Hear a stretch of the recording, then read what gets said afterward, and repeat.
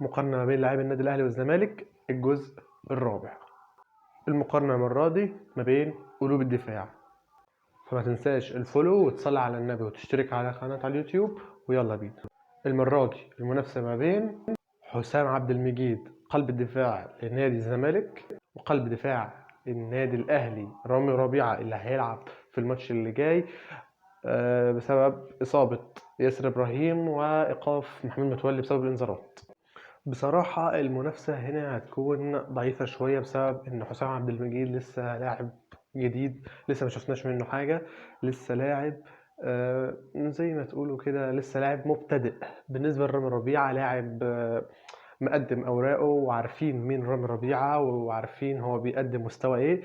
رامي ربيعة ما لعبش ماتشات مع النادي الأهلي خالص الموسم ده غير ممكن 10 دقايق ولا ربع ساعة، وممكن أرقامه تكون مش كويسة، لكن هو من اللعيبة اللي عارفينها واللي احنا حافظينها. رامي ربيعة رامي رجولة زي ما بقول.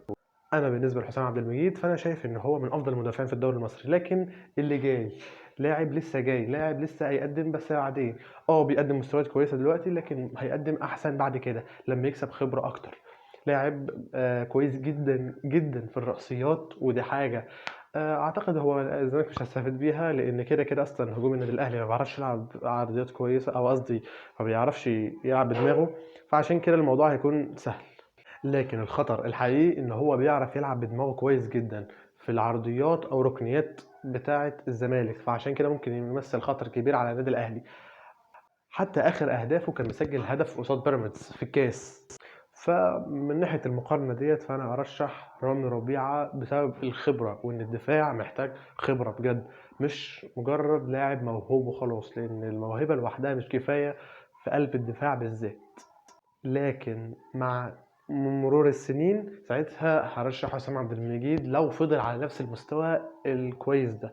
مشكلته حاليا انه بيترقص بسهولة. اللي انا شفته يعني في ماتش الزمالك وبيراميدز، مش متابعه من اول الدوري، لكن شفته في ماتش الزمالك وبيراميدز ان هو بيترقص بسهولة على الارض، لكن هو لاعب هوائي كويس جدا جدا. لكن هنشوف في المستقبل باذن الله يكون ليه شأن كبير. ما تنساش الفولو، تصلي على النبي، تشترك في قناتي على اليوتيوب. وسؤال المرة دي من وجهة نظرك مين الأفضل، حسام عبد المجيد ولا رامي ربيعة؟